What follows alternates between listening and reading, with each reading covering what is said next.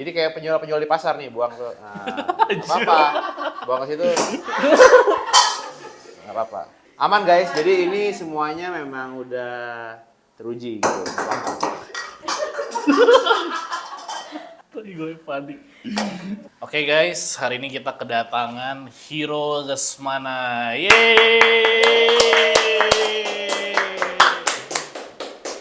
Oke, boleh Hiro perkenalkan secara singkat. Selamat pagi semuanya.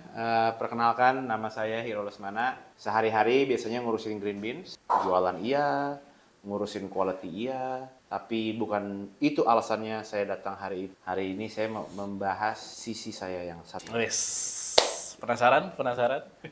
Boleh. Oke, nah Hiro ini kan dikenal mainly awalnya itu lewat Brewers Cup. Yes. Hiro ini one of the few people yang bisa menang Indonesian Brewers Cup 2 kali guys. Wih. Nah, boleh tuh sharing dikit kenapa sih kompetisi matters to you and then what it has done for your career so far. Oke, simpelnya kalau buat gua kompetisi itu means a lot ya, justru sangat berarti gitu karena awalnya gua di kopi itu 2015. Karena gua tahu kayaknya kalau mau belajar atau semakin dalam di kopi itu harus kerja di kopi. Kalau cuma sekolah atau belajar online, nggak ada prakteknya lah, nggak ada eksekusinya in real life. Nah, akhirnya mulailah bekerja di kopi. Tapi baik lagi mungkin karena gue orangnya penasaran, jadi kerja doang tuh nggak cukup, kerja doang. Cuman dial in kopi pagi, nyuci, habis itu taking order, nyuci, bersihin grease trap, Bersihin kebun. ya, bersihin grease trap, ngepel, gitu lagi. Nah, and then akhirnya gue baru mulai aware tuh ada kompetisi kopi. Dan pas pertama kali gue lihat kompetisi kopi ini kayak olimpiadenya orang-orang kopi gitu loh. Yeah. Ada ya beginian. Di kopi itu ternyata ada beginian. Terus kayak olimpiade gitu, bergengsi banget. Terus orang-orang yang bisa menang tuh jadi kayak Olympians gitu loh, kayak rockstar gitu loh. Betul. Sampai world lagi. Bukan cuma terkenal gitu, tapi kayak orang-orang ini bisa berdampak banget gitu buat diri dia, buat company-nya, buat lingkungannya lah gitu, melalui kopi. So situlah gue mulai ada interest sama kompetisi. Tapi have no idea sama sekali mau join. Cuman baru aware. Oh, ada kompetisi kopi, keren banget, orang-orangnya keren. Oh, udah stop sampai situ. And then setelah gue lanjut bekerja sampai 2017, 2016, 2017, mulai tuh ada kayak bosen ya kerja. Maksudnya knowledge progression-nya tuh nggak terlalu signifikan. Yeah. Jadi akhirnya di tahun 2017 gue meminta izin lah untuk sama atasan gitu kan, gue mau ikut lomba dong, boleh apa enggak. And then baru tuh mulai cari tahu, oh lomba-lomba itu tuh ada banyak ya gitu, kayak ada latte art, ada barista, ada brewers yang bikin manual brew, ada cup testers, roasting, coffee with spirit dan lain-lain gitu. Tapi dari semua ini gue bikin hard aja nggak bisa Ken. Jadi gambarnya kayak manggis-manggis gitu doang, like cup tester pada waktu itu juga lidah kayak tumpul banget. Apa bedanya nggak tahu. Barista ya elah. Waktu itu mah banyaknya gue bikin jus sama nyuci piring. Jadi kalau nggak full shot channeling gitu. Nggak bisa lah. Roasting apalagi ya, taking order aja salah mau roasting. Jagonya Jadi paling ini nyeduh kopi kan, Yeah. kayak nyeduh mah ya siram-siram doang. Jadi kayak udah deh ikut yang ini aja. Banyak Karena yang bilang Brewers tuh the easiest competition to get into, tapi it's very hard to win it. Bener iya nggak? bener, Iya. iya. Jadi karena tekad gue bulat, buat lombanya bulat, mau lomba karena mau self improvement gitu. Yeah. Belajarnya nggak dapet nih kerja doang, emang mau lomba. Tapi cuma niat doang bulat, tapi nggak tahu mau lombanya tuh apa cabornya apa nggak tahu gitu. Akhirnya ya tadi itu berdasarkan ya gue ini nggak bisa, ini nggak bisa. Inilah siram-siram di kafe juga siram-siram jadi satu order, ini bikin 3 apa sih susahnya? Siram sambil ngobrol gitu kan. Biasanya juga gampang, Om habis ini kemana Om? Makan siang di mana? Gitu, gampang. Jadi 3 biji gampang. Oke, masuk mulai. Ternyata susah banget. Maksudnya setelah masuk itu daftar dan segala macam kan baru keluar tuh rules and regulation, dan itu tahun pertama gue pelajarin gitu. Maksudnya ya oh ya ini mesti ada rules and regulation yang harus kita ikutin supaya bisa perform gitu kan. setelah baca tuh susah banget. Ternyata kayak wah detail banget ya, ada korelasinya ini itu. Jadi dengan bantuan yang tim pada saat itu bersama atasan yang saat itu juga ikutlah akhirnya. Long story short itu 2017 gue sampai juara 3 di nasional. No plans on winning. Murni mau belajar aja, terus mau ikut, mau coba excitementnya gitu. Juara 3. Nah, karena juara 3 itu yang bikin justru makin penasaran Ya, kayak karena udah deket nih ya kayaknya nih. oke deket tapi jauh gitu. Ya. Tapi bisa juga gua ternyata. Kayak boleh juga, bisa juga nih gitu. Tapi masih jauh. Terus yang juara satunya juga jauh banget bedanya skornya. Maksudnya kayak gua ngeliat dia aja langsung berasa ya Pak, emang dia sih menang gitu. 2017 tuh Harrison.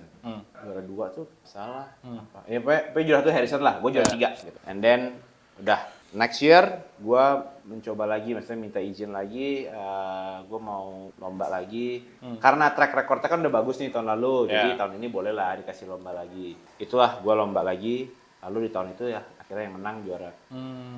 Based on 2017 latihan diperbaiki dari sisi latihannya, equipment-nya, presentasinya dan lain-lainnya. Akhirnya bisa juara 1. Itu pertanyaannya. Menjawab nggak tuh? Jawabannya panjang banget sih. Nah, itu kan 2019 ya? 18. Lu 18. nggak dengerin dari tadi? Oh iya, 18. Gue Sorry. ngomong panjang-panjang lu nggak dengerin ya? Gila. Tadi 18. Nah, Kosong ya dari. nah setelah itu kan Hero juara lagi di 2023, Iya. ya kan? Ya of course ada COVID and everything, tapi setelah 5 tahun akhirnya comeback dan justru bawa sebuah dripper baru waktu Yes. itu, ya kan? Nah itu adalah SD1. Yes. Nah itu boleh nggak sih diceritain kayak gimana sih ceritanya bisa founding si namanya Suprema Instruments guys Oke. dan SD1. Nah, ini ada barangnya juga boleh sambil dipegang. Jadi ide awalnya ini tuh dapat setelah gua selesai tanding yang World 2018. Jadi 2018 selesai di Indonesia kan ke World. Nah setelah itu baru dapat idenya. Jadi kayak gua realize kayak ternyata bikin satu tuh gampang ya. Kalau bikin satu enak. Satu cup. Ya. Yes. Tapi untuk ngejar konsistensi itu susah. Kayak 3 sekaligus. Di stage susah. Apalagi di rumah, di kantor, di kafe itu susah banget. Gitu. Padahal tahun 2018 akhir itu kan justru malah mulai trennya filter coffee itu makin. Iya betul. Ini kalau kita ngomong 2014, 15, 16 tuh nobody drinks filter coffee. Yes. Itu kayak encer gitu nggak jelas Ya, gitu. betul. Orang minumnya flat white, Ya. black or whatever lah, espresso lah. Nah balik ke topik 2018 akhir, gue berasa gitu kayak ternyata yang susah tuh bukan cuma bikin satu, tapi bikin berkali-kali. Dan karena pada waktu itu gue lomba kan nyeduhnya juga pakai perkolasi gitu, jadi siram. Based on my experience, yang bikin susah itu adalah si sistem alatnya. Karena airnya disiram, jatuhnya langsung cepet kan, terus perkolasi. Terus kita harus bikin 3. Tuh jadi susah konsisten. Nah jadi gua set out lah kayak bisa nggak ya bikin alat yang konsisten, tapi nggak butuh terlalu banyak involvement. Siapa aja bisa pakai.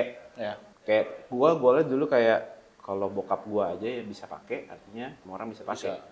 Karena bokap gua cuma mau ngopi, tapi nggak bisa bikin kopi yang cara baru ini nggak bisa lah. Gitu. Ya udahlah, jadi gua kepikiran bikin sana sini. Cuman pada waktu itu belum ketemu partner yang bikin ini gitu. Jadi baru kayak gambar-gambar draft segala macem. And then gue pergi ke Taiwan selama setahun. Ya adalah menyelesaikan studi lah judulnya gitu. And then setelah balik baru ketemu lagi lah jalannya, partnernya dan segala macam. Jadi dibuatlah alat ini sampai 2022 akhir. Lama. 4 tahun tuh ya? Iya, tapi kayak 4 tahun tapi ada jedanya setahun lah yang vakum gitu. Iya. Lama sih lama, bener. Ya karena menurut gue, satu gue nggak bisa gambar. Jadi bikin gini tuh kayak manual, pakai gambar-gambar. And then kan nggak ada ilmu pastinya ya bikin kayak gini. Ilmunya sama kayak mungkin kayak bikin bur grinder. Nggak ada rumusnya. Kalau miring sekian jadinya apa gitu. Jadi harus bikin prototype, cobain. Dan dulu itu teknologi 3D print tuh masih almost not available Indo. Iya. Jadi susah banget. Singkatnya 2022 selesai bisa sampai jadi working prototype. Maksudnya sampai jadi alat lah gitu. Itu dari sisi produknya. Dari sisi kenapa namanya ini, ya samalah, gue pingin punya juga suatu merek atau brand sendiri di mana gue bisa menyalurkan idenya mau ngapain gitu. Jadi akhirnya dapat partnernya bertiga, gue, Suji, sama ada Don, kita bertiga. Jadi Suji itu Pak Ronald, jadi gue, Pak Ronald, dan Don, kita bertiga partneran untuk bikin si merek ini namanya Suprema Instruments gitu. Kenapa namanya Suprema Instruments? Karena Suprema itu means supreme and prima gitu. Jadi kan supreme itu superior gitu kan. Prima itu prime, prima gitu. Jadi kita pingin bikin sesuatu yang biarpun simple, tapi ya ini memang supreme in quality, supreme in performance, and the whole product is prime atau prima gitu. Kenapa instruments? Karena ya ini bukan barang yang buat dilihat, tapi buat dipakai sebagai instrumen sehari-hari, bikin kopi segala macam. So that's Suprema Instruments. Selesai. Produknya sendiri, lalu produknya jadi butuh apa ya? Butuh spotlight dong untuk memperkenalkan produk tersebut. Nah, lu kan di kopi juga. Sebagai kompetitor iya, sebagai juri iya, bekerja di kopi juga gitu. Spotlight yang gampang itu adalah melalui atau ya lampunya nih sorotannya setiap tahun tuh di kompetisi. Di dunia begitu, harusnya di Indonesia pun begitu pada tahun itu. Jadi gue mikirnya gitu, kayak di dunia aja new innovations, new variety, new technology, new equipments bisa dikasih spotlightnya di kompetisi. Artinya di Indonesia pun bisa gitu. Jadi 2003 memutuskan untuk ikut lomba lagi karena kita tuh semuanya tiga-tiganya inventors atau designers. Jadi kita bukan orang marketing, kayak di sini kan di Oten lo marketing, promo, lo jago melakukan ini semua. Kita tuh bodoh banget begininya. Kita bikin barang tapi kita nggak bisa mengkomunikasikannya ke orang. Cara paling gampang adalah melalui kompetisi itu supaya bisa ngasih spotlight. Gitu. Jadi dibilang kompetisi itu jualan ini, iya sih kayak jualan gitu. Jadi ya emang karena gue mau mempropos ide gue yang selama ini gue masak gitu loh. Nih gue punya alat, menurut gue problemnya manual brew tuh susah nyeduhnya konsisten. Gue bikin alat ini gitu loh, dengan menggabungkan perkolasi sama imersi gitu. Kalau perkolasi kan airnya lewat terus, kompleks banget, tapi nggak konsisten. Kalau imersi kayak cupping, gampang banget bikinnya, tapi nggak kompleks, boring. So, dibikinlah perkolasi, tapi ada immersion built-in. That's why makanya di tahun 2023, gimmicknya atau self-proclaimnya gue bilang ini semi-immersion.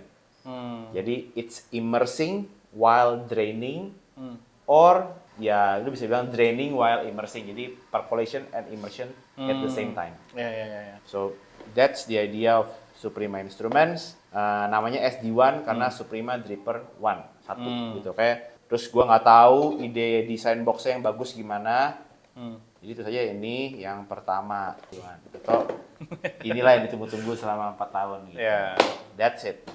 Gitu lah. Nah, sekarang muncullah adiknya. Adiknya yang Si kecil. kecil. Nah, jadi kenapa kita butuh dripper baru lagi, Abang Hiro? Oke. Mulai dijelaskan. Dripper tuh banyak banget. Yes. Dan gue akan menjadi orang bodoh kalau gue bilang ini the best. No. For me, it solves my problems. Menurut gue ya susah bikin banyak. Jadi gue bikin ini supaya kita bisa bikin banyak, very consistent. Apakah yang kecil ini penggantinya yang besar? No. Jadi dari awal kita bertiga set out dengan one vision, thoughtful coffee products. Jadi kita mau bikin coffee products yang thoughtful gitu. Bukan cuma sekedar gue bikin nih, costnya murah, gue jual sama mahal-mahalnya cuan gue. Enggak gitu. Tapi memang pingin bikin produk yang kita mau pakai sebagai instrumen sehari-hari dan thoughtful. Memang pikirin baik-baik lah gitu. Jadi penggantinya bukan. Tapi seperti iterasi baru lah, versi berbeda gitu. Yang pertama itu size-nya full. 02. Jadi memang buat bikin, karena memang tujuannya gue bikin buat kayak di kantor, di kafe, di rumah. Lu mau bikin buat 2 orang, 3 orang. Pakai yang ini gampang, nggak butuh banyak involvement. Lu cukup siram 1 kali, 2 kali selesai gitu kan. Dengan si semi immersionnya itu. Nah setelah ini rilis selama kurang lebih setahun, gue mencoba mengambil feedback lah dari coffee professionals. Baik dari kayak lu misalnya yang sebagai kompetitor, sebagai juri, gather feedback. Nah feedback dari orang-orang itu adalah this is good. Tapi gue hilang gue kehilangan freedomnya atau nikmatnya ngulik manual brew. Oke. Karena jujur deh, orang Indo kalau ngulik mah jadi lawan. Bener gak? Iya. Kalau homebrewers atau komunitas Indo tuh kalau ngulik gila-gilaan kan. Iya. Jadi kayak bisa ada resep gimana lah tuangannya miring sana miring sini kencang apa. Kalau soal ide ngulik tuh nggak terbatas. Dulu gue bikin ini awalnya makin lu ngulik makin berantakan. Iya. Tapi setelah dibikin ini setahun lebih, ternyata yang bikin manual brew itu sangat hidup, sangat fun, sangat terkenal juga karena lu bisa ngulik. Jadi gue sadar pakai ini tuh kayak somewhat memborgol I tangan lu. see. Jadi lu nggak bisa Oke. banyak ngulik. Iya. Lu nggak bisa kan pakai ini terus lu pour 5 kali, mampet nggak bakal turun. Iya, gitu. iya. Nah jadi tapi mekanismenya bener artinya. Artinya bener. Alat ini bikin orang nggak bisa ngulik, bikin lebih konsisten. Oke. Jadi gua mau bikin lagi supaya bisa mengakomodasi umat atau orang-orang yang mau ngulik dengan mekanisme yang sama. Jadi yang gue suka adalah si semi immersionnya itu. Gue mau bikin dengan mekanisme yang sama, tapi dengan versi yang orang bisa lebih kulik pakai adjust resepi segala macam. Caranya gimana? Yang bikin yang pertama nih lama, 4 tahun. Karena ya itu tadi, kita bikin dari nol, dari pondasi. Jadi semuanya nebak. Oke. Tapi setelah udah bikin yang ini kan kurang lebih udah tahu fungsi-fungsinya apa aja. Kalau diinin jadinya bagaimana gitu. Jadi kita udah tahu apa yang harus dilakukan. Makanya development ke yang produk 2 ini nggak butuh terlalu lama. Cukup setahun setelah ini rilis kita bisa rilis lagi gitu. Nah caranya adalah yang pertama bedanya satu jelas size. Yang ini lebih kecil. Karena di sini ternyata kan orang Indo tuh banyak stok kopi. Oke. Kalau di luar tuh gue lihat orang tuh banyak ngopi 1 bag habis beli lagi sebag. Iya. Kita di freezer. Kalau kita di freezer kecil-kecil atau stoknya banyak sharing segala macam. Jadi ternyata size gede nggak gitu banyak bisa dipakai di sini. Orang lebih prefer smaller size. Satu, jadi size dikecilin. Yang kedua itu tadi kan gue bilang orang harus bisa lebih ngulik. Nah untuk lebih ngulik itu karena gue mau mempertahankan mekanisme yang sama si semi immersion, jadi gue nggak mau rubah nih alur-alur dalamnya semua. Semua gue mau keep it the same. Iya. Karena kalau udah merubah, biasanya gue tambah lagi nih 1 jalur lagi atau tambah 3 lagi. Cara kerjanya berubah kan, mekanismenya kan. Nah gue mau keep it the same, tapi cuman dibikin lebih cepet supaya orang-orang bisa grind finer atau grind coarser, orang bisa do more pours atau less pours. Nah caranya adalah dengan mengurangi derajatnya. Oke. Nah ini kan bener-bener 60, Ya. 60 degrees. Nah jadi gue coba dari 96, dari segini, terus 96, 95, 94, terus sampai 26. Sampai jadi kayak segini gitu. Iya. Udah kayak es krim cone. Kan ada juga kan yang kayak Ya sih apa tuh? kafe tarasin ya atau apa gitu. Iya. Ada yang kayak, nah, itu kan kayak 20 something lah yang udah kayak cone gitu kan. Jadi gue cobain semua gitu. Nah untuk mekanisme si semi immersion ini, gue dapat sweet spotnya itu di range 45 sampai 50. Di mana tidak mengorbankan mekanismenya, tapi bisa dapat freedom of faster flow rate sama jadi nggak sacrifice both too much.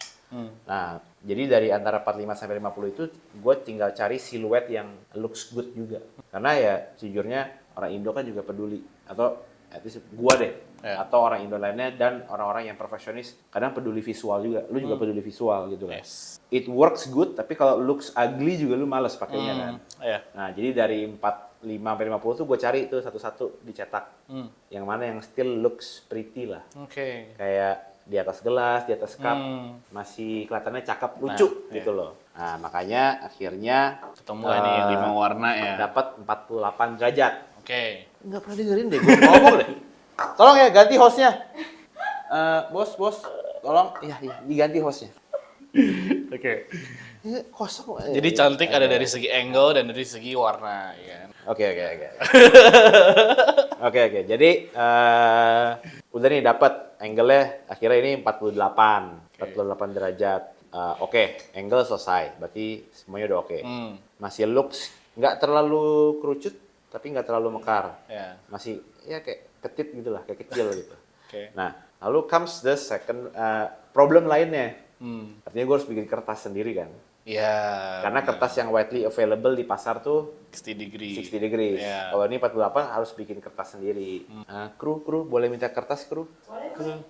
kru. Kak Zara. Oke, jadi sembari diambilin, artinya gue harus bikin kertas sendiri. Ya. Nah, balik lagi ke visinya yang thoughtful. Kalau gitu gue egois kan, kayak lo harus pakai kertas gua segala macem. Iya, gitu. benar. Jadi lu nggak bisa beli langsung pakai, atau lu meng-create orang jadi harus beli terus gitu loh. Nah, gue tuh tidak mau mengeksklusifkan diri. Jadi gimana caranya kertas biasa bisa dipakai di sini? Yes. And then gue sama si Don, my product design, come up with si penggarisnya ini. Penggaris ini punya Keluarin aja. dua fungsi. Yang pertama untuk ngefold. Jadi karena ini 48, jadi fungsi yang pertama untuk ngefold supaya bikin kertasnya 48 derajat. Jadi nah ini 48, kalau ini kan 60 tuh, oke? Nah, jadi caranya dimasukin, gini, terus tinggal dilipat aja. Selesai. Nah ini udah 48 derajat, jadi tinggal di fold. Ini udah exactly 48 degrees. Anjay. Tuh, jadi Fit banget tuh ya. fit, pas. Pas. 48 derajat. Ini pakai paper yang 01. 01. Lalu, karena ini juga kecil, kan kalau di gelas-gelas besar tuh dia gampang nyemplung. Kalau ini kan agak besar, jadi dia lebih besar dan lebih lebar. Jadi dia akan duduk lebih mudah. Kalau ini sudah lebih kecil terus lebih ramping, jadi lebih gampang nyemplung. Betul. Kalau permukaan server atau gelasnya besar. Nah, jadi fungsi lain dari si ruler. Boleh dipraktekin kali tadi. Boleh. Jadi si ruler ini kita potong juga tengahnya supaya bisa jadi holder tuh. Jadi bisa tuh masuk kurang lebih seperti itu. Nah, sekarang kita lihat contohnya nih. Yang pertama, let's say kita ada satu server. Bisa satu begini aja. Jadi kalau misalnya bisa langsung duduk, bisa langsung seperti ini. Karena di luar SD1 itu, SD1R itu ada rusuk-rusuknya, ada ribsnya yang memang dibikin supaya bisa Hold beberapa ukuran gitu bisa beberapa diameter bisa langsung duduk gitu. Yes. Nah ini ada fun fact-nya. Jadi saat bikin yang original yang pertama itu tadinya awalnya mau dibikin seperti selayaknya seluruh dripper. Bawahnya ada gininya nih. Oh, Ada kayak 60 gitu ya? iya kayak ada saucernya gitu loh. Jadi ada Iya. petakannya. Cuman gua tuh liatnya kayak siluetnya nggak bagus. Jadi gimana caranya supaya bisa ada holder tetap, tapi bisa memaintain siluet si conical itu bagus. Makanya akhirnya si gua dan Don develop si ribless ini kayak tulang rusuknya ini. Iya. Jadi banyak orang tuh awal-awal lihat ini gunanya buat apa ya? Dari dalam apa gimana? Enggak, jadi tujuannya dia supaya mengakomodasi beda-beda gelas. Ya. Supaya bisa duduk seperti itu. Sekarang banyak di kopi loh. Oh ya? Gini. Banyak dripper-dripper di luar. Ada gini-gininya. Awas kamu. Nggak apa-apa. Di kopi itu adalah komplement terbaik yang bisa didapat. Betul. Artinya your idea works. Ya, works. Oke, lanjut tadi yang, nah, ke yang kecil ini dilanjutin design language-nya. Satu, jadi bisa dipakai seperti ini, kalau nyeduh sedikit. Tapi kalau nyeduh banyak, atau misalnya ada server lain, misalnya punya server lain yang ternyata ininya agak goyang, Ya. atau terlalu nyemplung. Nah, ini bisa menggunakan si penggaris. Set. Beh, cakep bener. Tuh. Cocok nih yang buat suka item-item tuh. Once you go black. Nah, once you go black, you never go black. Never go back. Tuh, jadi rulernya bisa dipakai buat duduk juga di atas server. Kurang lebih seperti itu. Ini servernya bagus. Bisa dibeli ya? Bisa dong. Di mana? Di Autumn Coffee. Oh, thank you. 10 years together. Pas nunjuk dia Tuh, hilang. ya gimana nih? Mountain Coffee, 10 years together, brewing the future. Aja. Nah ini kalau di pairing sama yang bening kayaknya cocok juga nih, Ro. Coba Ro, kita kasih lihat. Sama yang ini. Ya. Ini juga suji loh guys. Hah? Ini suji loh ini. Iya, ini suji juga. Set. Kalau yang Jadi, suka clean nih kan. Clean, yang bening-bening clean, nih kan. gitu. Nah. Oke, jadi tinggal di selesai, bisa nyeduh. Nah, kurang lebih begitulah perkenalan dari kenapa ada yang kecil ini. Yes. Jadi mekanisme sama, Ya.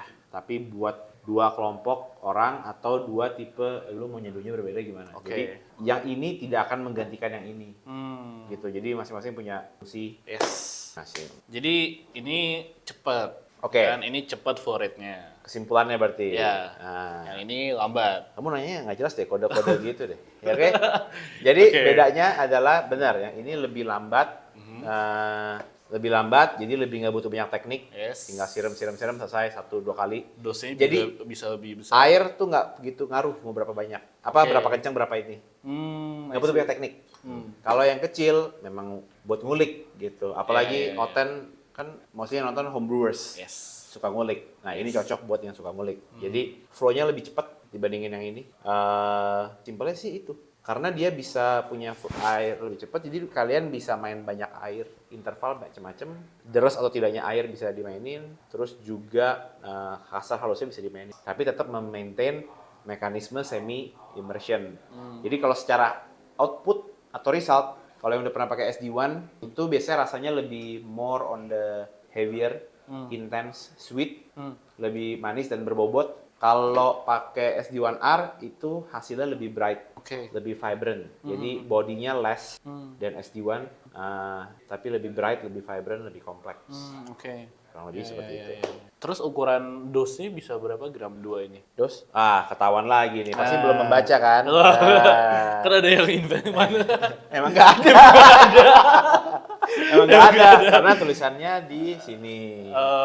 Jadi ini tuh bisa mulai dari 9 gram sampai 16 mak. Cuma kalau 16 ya nyeduhnya udah di ambang-ambang mau luber gitu. Kalau gua sukanya 13 sampai 15. 13 sampai 15. Kalau yang ini? Ini. Yang SD1? Ini mah berapa aja bisa? kalau nyeduh 9 gram tuh segini doang. Kayak nanggung banget. Biasanya ini kalau gua malah 20 gram. 18 sampai 20 gram baru pakai ini enak. Gitu. Mau apa lagi nih? Nggak ada apa-apa lagi, kosong udah. Habis. Jadi sudah paham lah kurang lebih begitu. Terus kalau warna, nah ini ada di depan kalian. Jadi kalau ini warnanya ada 3. Kalau ini warnanya ada 5. Oke, kita mulai dari yang biasa dulu. Ya, ini clear. Jadi bening biasa, luarnya textured. Cuman bedanya kalau SD1 dulu logonya kan di edge. Kalau sekarang dia udah di moldnya udah ada udah ada logonya. Terus ada juga kalau SD1 dulu smoke gray. Kalau ini lebih gelap sih warnanya. Kita bilangnya warnanya code name-nya tuh namanya Nero. Nah, jadi hitam gitu, lebih ke hitam. Lebih gelap. Jadi bukan abu-abu. Lalu ada yang peach. Jadi sebenarnya ini pinkish, orange-ish, peach warnanya, candy like. Kopi pasti naik sweetness-nya. Favorit para kompetitor. Jadi kopi peach tuh nggak perlu infuse ya? Nggak perlu. Nggak perlu di ferment. Cukup pakai dripper warna peach. Nice. Lalu ada amber. Nah, kalau pakai ini kopinya nanti rasanya kayak betadine. Enggak. Ini warnanya brownish, orange-ish, ada blackish-nya juga. Jadi ini warna yang kalau gua paling suka sih ini. Kalau gua pribadi. Karena masculine but sweet atau cute at the same time juga. Jadi kayak unisex. Nah, warnanya unisex ini gitu. Lalu yang terakhir ini solid white. Jadi solid white sebetulnya warna solid itu nggak pernah kita lakuin dari mulai SD1 itu nggak pernah. Karena belum dapat shade warna yang pas. Nah, di sini kita dapat shade warna putih yang pas. Jadi putihnya nggak terlalu putih, tapi sedikit agak off white gitu, putih. Jadi it looks and feels like ceramic. Tapi betulnya actually this is plastic, solid. Jadi ini ada yang putih solid white pertama kali. Itu that's it, 5 warna. Ada pertanyaan? Ada pertanyaan dari kru? Ada pertanyaan? Racing. Kenapa namanya SD1R? Karena Racing. tetap mempertahankan SD1 karena memang ini bagian dari lini produknya SD1, memang Suprema Dripper One, mekanismenya sama, cuman lebih cepat. Jadi R-nya itu racing, bukan rapid. Jadi rapid lebih cepat gitu. Jadi Suprema Dripper One rapid, kurang lebih seperti itu. Bener. Jadi kayak penjual di pasar nih, buang ke apa-apa, buang ke situ. Nggak apa-apa. Aman guys, jadi ini semuanya memang udah teruji gitu. Tadi gue panik. Aman. Kan ini stok yang punya saya, Pak. Iya. Nggak mengganggu stoknya. Jadi terbukti. Memang ya itu secara konklusi ini Ya emang kalau mau dihancurin sebetulnya mah pasti hancur. Kalau emang niatnya mau di Gue udah siap. tapi memang udah dibuat dengan material gabungan material dan cara bikin yang bikin ini sangat kuat. Jadi dia bukan plastik yang getas. Getas itu kan kayak keras kan. Ya, Itu agak soft gitu loh. Jadi kayak dia nggak terlalu nggak gampang. Ya kayak helm ya, helm kan nggak boleh terlalu keras kan. Yes. Ya. Nah, jadi makanya tadi dibanting-banting juga nggak apa-apa. Tolong bapak yang edit nanti dimasukkan ke biar nggak dipikir bohong. Oke, kurang lebih begitu. Oke. Bisa didapatkan di Oten. Siap. Nanti kita akan ada full review cara nyeduh, resep, rekomendasi dari Hero. Jadi tunggu video selanjutnya. Bye-bye. Bye, Dok. Oten Coffee, ngopi dalam sekali klik.